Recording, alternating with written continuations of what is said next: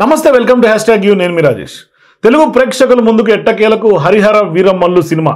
Deputy CM Andhra Pradesh చెందినటువంటి Pawan Kalyan power star నటించినటువంటి cinema release అయినటువంటి నేపథ్యంలో కొంత డిఫరెంట్ టాక్ అయితే వినిపిస్తోంది. పబ్లిక్ ఒక రకమైనటువంటి ఒపీనియన్ చెప్తున్నారు, యావరేజ్ అని కొందరు అంటున్నారు, సూపర్ హిట్ అని ఫ్యాన్స్ చెప్తున్నారు, కొంతమంది ఫ్యాన్స్ నిరాశకు కూడా గురవుతున్నారు.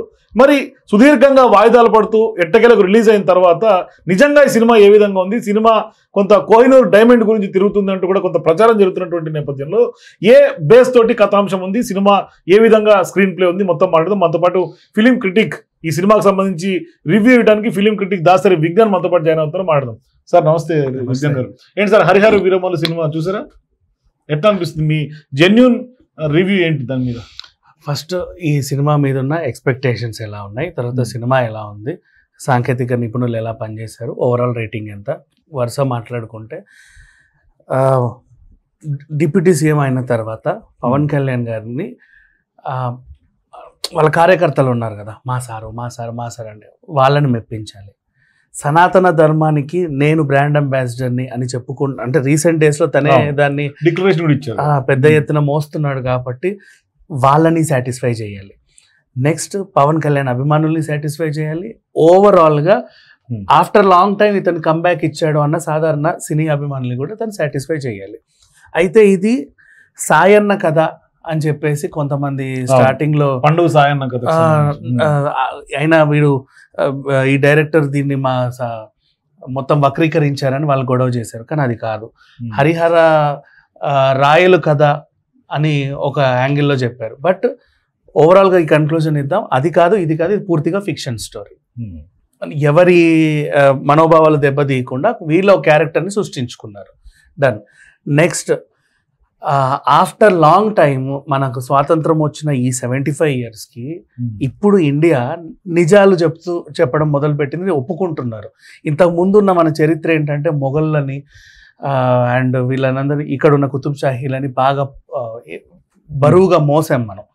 వాళ్ళ గురించి గొప్పలుగా చెప్పాం, మొఘల్ ఎంపరర్ అది ఇది అని చెప్పి. బట్ దేశానికి వాళ్ళు చేసిన అన్యాయం ఏంటి అనేది ఇప్పుడు మనం చావా నుంచే మాట్లాడుకుంటున్నాం ఓపెన్గా. ఇది ఒకటి ఉంది. నౌ హరిహర వీరమల్లు సినిమా ఏంటి? క్రిష్ ఎంచుకున్న సబ్జెక్ట్ నిజంగా చాలా బరువైన సబ్జెక్ట్, సూపర్ సబ్జెక్ట్. హర విష్ణువు అవతారం, శివుని అంశ, ఈ బిడ్డ. అందుకే ఇతని చేతిలో డమరుకం పెట్టారు. ఇవన్నీ కనిపిస్తాయి ఈ ఛాయలో. అంటే అంత బరువుగా ఒక క్యారెక్టర్ని రాసుకున్నాడు. స్టార్టింగ్ కూడా అంతే. ఆ బిడ్డకి ఆయన సత్యదేవ్ గారి పేరు పెట్టడం, హరిహర వీరమల్లు, ఇవన్నీ కూడా మనకు అవే గుర్తు చేస్తూ ఉంటే అంత బరువుగా ఉంది. అండ్ నెక్స్ట్, మొఘలులు మనల్ని ఎంతగా కిరాతకంగా నీచంగా చూశారు.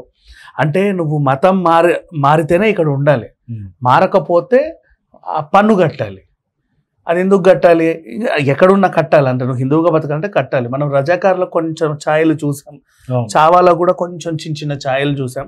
ఇక్కడ మన తెలుగు వాళ్ళకి అర్థమయ్యేలాగా చాలా నీట్గా క్లుప్తంగా ఈ పవర్ఫుల్ స్క్రిప్ట్ని క్రిష్ గారు ఎంచుకొని చెప్పాలనుకున్నారు ఒక హరిహర వీరమల్లు ద్వారా. సినిమా ఓపెనింగ్ నుంచి అసలు ఆ ఎలివేషన్స్తో ఎక్సలెంట్ అంటే ఎక్సలెంట్ అని చెప్పుకోవచ్చు. ముఖ్యంగా పవన్ కళ్యాణ్ గారి సినిమాల్లో బ్రో మినహాయిస్తే, అంతకుముందు భీమ్లా నాయక్, వకీల్ సాబ్లో ఏంటంటే పవన్ కళ్యాణ్కి ఒక ఎలివేషన్ ఉండేది, ఫ్యాన్స్ మెప్పించడానికి. నువ్వు చేస్తున్న క్యారెక్టర్ ఏదైతే ఉందో ఆ క్యారెక్టర్ కూడా ఒక ఎలివేషన్ ఉండేది. బ్రో సినిమాలో తప్పింది, ఎందుకంటే ఓన్లీ పవన్ కళ్యాణ్ గారి ఫ్యాన్స్ని ఉద్దేశించే తీసిన సినిమా లాగా ఉంటుంది.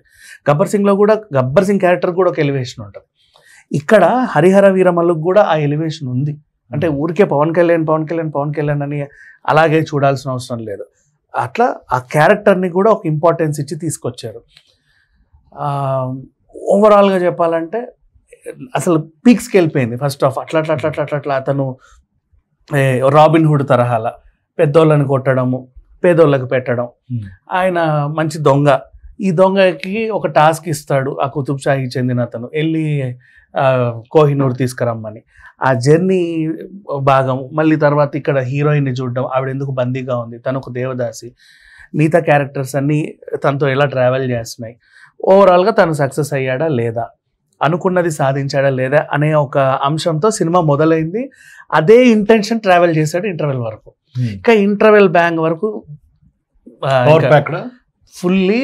అండ్ అటు ఫ్యాన్స్ ని చూసి వాళ్ళ అరుపులు చూస్తూ అటు ఎంజాయ్ చేయాలా లేక ఇటు సినిమా ఎంజాయ్ చేయాలా, అదేంటి అసలు ఏం లేదనుకున్నాం, ఇంత బాగా తీసాడేంటి, అందుకేనా పవన్ కళ్యాణ్ గారు అంతగా మోసారు లాస్ట్ లో సినిమాని. ఇప్పటివరకు ప్రమోషన్స్ ఒక ఎత్తు అయితే లాస్ట్ 2 days ఇంకో ఎత్తు. ఆయన అదే పని ఇక్కడ అక్కడ ఇక్కడ. ఇప్పుడు ఈ రోజు కూడా సో అంతవరకు బాగుంది. ఓకే ఇంకా హిట్ అయిపోతుందిలే అనుకున్నారు. అలా వెళ్ళి ఓ థమ్స్ అప్, ఒక సమోసా, నెక్స్ట్ మళ్ళీ సినిమా స్టార్ట్. ఇప్పుడు నుంచి మొదలు పెడితే మేము ఎక్కడికి వచ్చాము, ఎందుకు వచ్చాము, పొరపాటున వేరే స్క్రీన్కి ఏమైనా వెళ్ళామా అని భయపడాల్సిన పరిస్థితి సెకండ్ హాఫ్ స్టార్ట్ అయింది. అంటే ఏం లేదు, ఫస్ట్ది దాన్ని కంప్లీట్ చేస్తే బాగుండేది. ఆ తర్వాత మనకి తెలిసిపోతుంది ఇక లోపల మనకి ఏం అర్థం కావట్లేదు. నెక్స్ట్ అంతా కథ అంతా ఎక్కడికో వెళ్ళిపోయింది. సనాతన ధర్మంని మనం ప్రతిబింబిస్తున్నాం అంటే వాళ్ళని కూడా సాటిస్ఫై చేయాలి కాబట్టి దాని మీద నువ్వు సినిమా తీస్తే ధర్మ పోరాటం అనో ధర్మయుద్ధం అనో ఒక టైటిల్ పెట్టి ఇది ఇంకో సినిమా కూడా తీయొచ్చు. రెండు స్టోరీలు డిఫరెంట్ అసలు సంబంధం లేదు దీనికి. ఇది వేరు అది వేరు అనమాట. తర్వాత ఏటేటో వెళ్ళి ఎక్కడికో టచ్ అయ్యి ఏదో అయ్యి మళ్ళీ సినిమా ఎక్కడైతే మొదలైందో అక్కడే ఎండ్ అయింది. అలా చేసేసరికి ఏమీ అర్థం కాలేదు. ప్రీ క్లైమాక్స్ లో ఆయన కంపోజ్ చేసిన ఫైట్ ఇట్స్ ఓకే పర్లేదులే, బట్ ఏం అనిపించలేదు. సినిమాలో ఎవరైనా సరే మనకి ముద్దొస్తారా అంటే అట్లా వాటేసుకొని అబ్బా అనిపించాలంటే కీరవాణి గారు.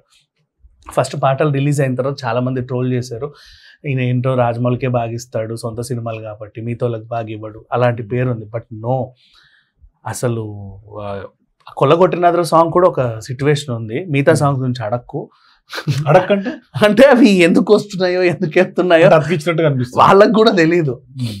అండ్ నెక్స్ట్ బీజిఎం ఉంది సినిమాకి.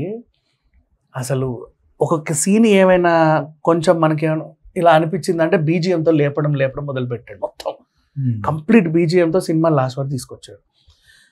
అండ్ పాత్రలో వైపు వెళ్తూ ఉంటాయి, లిప్సింగ్ అటేటో పోతుంది, బీజిఎం అటేటో పోతుంది, సాంగ్స్ అటేటో వస్తూ ఉంటాయి, ఈ క్యారెక్టర్లు ఎందుకు వస్తున్నాయో తెలియట్లా, మధ్యలో కామెడీలు. తర్వాత ఇకపోతే విఎఫ్ఎక్స్ వర్క్, సాంకేతికత గురించి నేను మాట్లాడండి ఇంకా. ఎందుకంటే బికాజ్ ఆ రేంజ్ హీరోని పెట్టుకున్నప్పుడు, ఆ రేంజ్ బడ్జెట్ అనుకున్నప్పుడు, ఆ రేంజ్ కథ అనుకున్నప్పుడు, అంతగా ఊరించినప్పుడు దానికి తగ్గట్టే ఉండాలి. వాళ్ళు కూడా చెప్పారు నా బిజీ షెడ్యూల్లో గన్నవరంలోనే ఏదో చిన్న గోడౌన్లో గ్రీన్ మ్యాట్ వేసి చేశారు అని చెప్పేసి. సరే షూట్ అయితే అయింది, బట్ తర్వాత వర్క్ ఎందుకంటే ఎప్పుడైనా కెమెరా అండ్ నెక్స్ట్ గ్రాఫిక్స్ అనేవి జోడెద్దుల ప్రయాణం లాంటివి.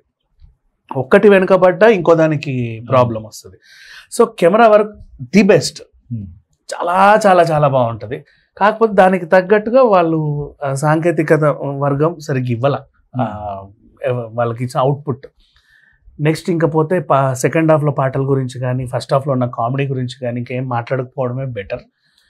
అలా అలా అలా అలా అలా ఏదేదేదో అయిపోయింది. అసలు చాలా బాగుంది, ఆమె మాట్లాడుకోవడం మంచిది.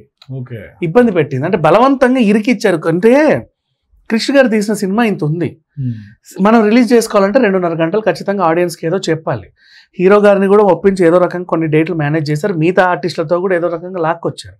బలవంతంగా దీన్ని సాగదీయడానికి కొంచెం సాగిందా ఇంకో 2 పాటలు ఎరుకుతాం, ఇంకొంచెం సాగిందా 2 కామెడీలు పెడదాం, కొంచెం సాగిందా ఈ యాక్షన్ ఎపిసోడ్లని ఇంకా పెంచుదాం ఏదో అయిపోయింది అంతే. అట్లా సినిమా ఎండ్ అయింది. ఇకపోతే అసలు ఔరంగజేబుకి హరిహర వీరమలకు ఉంటుంది చూడు అనుకుంటాం, చూడు ఏం లేదు. సెకండ్ హాఫ్లో చెప్తాను మీకు, అప్పటి వరకు వెయిట్ చేయండి, బాయ్ అని చెప్పేసి.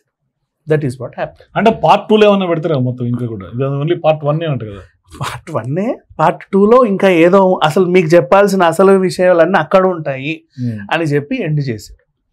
అక్కడ ఏముంటుంది ఇప్పుడు ఫైనల్ గా ఓవరాల్ గా సినిమా బాగుందా బాగాలేదా, యావరేజ్ ఉందా, మీకు నచ్చిందా నచ్చలేదా ఏంటి అసలు? ఫస్ట్ హాఫ్ అయితే చాలా బాగుంది. ఆ ఫస్ట్ హాఫ్ చూసి ఏదైనా పని ఉంది అర్జెంట్ పని ఉండి ఇంటికి వచ్చి అరే సెకండ్ హాఫ్ చూడలేకపోయామే సర్లే ఓటీటీలో వచ్చినప్పుడు చూద్దాం అని అనుకున్నా బాగుండేది. లేదా సెకండ్ హాఫ్ చూసిన తర్వాత అనిపించేది ఏంటంటే ఫుల్గా చూసిన తర్వాత ఈ సినిమా అసలు రిలీజ్ చేయకపోయినా అది వచ్చుంటే బాగుండేది అన్న ఫీలింగ్లో బ్రతుకుతారు చూడు, అదన్నా బాగుండేది. బట్ అట్లా అనిపించేసింది. అప్పటి వరకు ఉన్న ఫ్యాన్స్ ఉర్రుతలు కూడా సెకండ్ హాఫ్లో అసలు అంటే వాళ్ళకి ఏం అర్థం కావట్లేదు, సైలెంట్గా అంటే చూస్తున్నారు. ఇల్లు కేకలని బంద్ అయిపోయింది. First half was really good. అంటే ఒక దర్శకుడు దీన్ని వదిలేశాడు, ఇంకో దర్శకుడు టేకప్ చేశాడు, ఇందులో చాలా మంది మారారు అని తెలుస్తుంది. అండ్ ఇంకోటి 5 ఏళ్ల ప్రయాణంలో హీరోయిన్ కూడా ఒక చోట బక్కగా, ఒక చోట బొద్దుగా, క్యారెక్టర్ ఆర్టిస్ట్ ఒక చోట ఒకలాగా, ఒక చోట ఒకలాగా కూడా అది తెలిసిపోతుంది మొత్తం. సో ఏంటో అలా సాగింది. కానీ ఓవరాల్ గా రేటింగ్ ఎంత ఇస్తారు హరిహర వీరమల్లు మూవీకి? హరిహర వీరమల్లు ఈ సినిమాకి రేటింగ్ 2.5 ఇవ్వచ్చు. అంటే ఫస్ట్ హాఫ్ బాగుంది కాబట్టి. ఎందుకు అంత తక్కువ 2.5? 5కి 2.5 ఏంటి? హాఫ్ బాగుంది, హాఫ్ బాగుంది అంటున్నారు. హాఫే కదా బాగుంది, అందుకని హాఫ్ రేటింగ్. ఇంకా హాఫ్ అంటే హాఫ్ మీరు 2.5కి ఇవ్వాలి మరి అట్లాంటప్పుడు. 2.5 ఈజ్ ఇనఫ్. అంతేనా? కానీ యాక్షన్ మన పవన్ కళ్యాణ్ యాక్షన్ ఎట్లా ఉంది? పవన్ కళ్యాణ్ గారి action was good.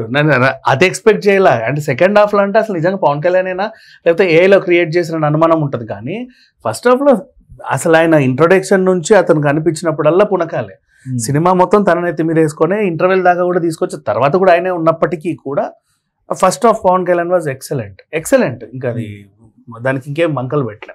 Okay, thank you Vighnender. So మొత్తం మీద హరిహర వీరమల్లు సినిమాకి సంబంధించి దాసరి విఘ్నేందర్ 2.5 రేటింగ్ ఇస్తున్నారు. Power star Pawan Kalyan action అదిరిపోయింది అంటున్నారు. మొత్తం ఆయన భుజస్కంధాల మీదే ఫస్ట్ హాఫ్ మొత్తం లాక్కొచ్చారు. సెకండ్ హాఫ్ కొంత సీన్లు, కామెడీ, అట్లాగే పాటలు అన్ని అతికించినట్టుగా ఉన్నాయి అంటున్నారు. మొత్తం మీద ఒక సినిమాకి అయితే ఒక యావరేజ్ నాకైతే ప్రస్తుతం బయట వినిపిస్తుంది. చూద్దాం మరి మూవీ యూనిట్ అయితే సక్సెస్ మీట్ కూడా పెట్టేసుకుంటుంది కాబట్టి వాళ్ళ వైపు నుంచి ఏం వాదన వినిపిస్తారో చూద్దాం. సో మీరు కూడా హరిహర వీరమల్లు మూవీ చూసిన తర్వాత మీకేమనిపించిందో మీ అభిప్రాయాలు కూడా జెన్యున్గా కింద కామెంట్స్ తెలియజేయండి. For more videos please watch #.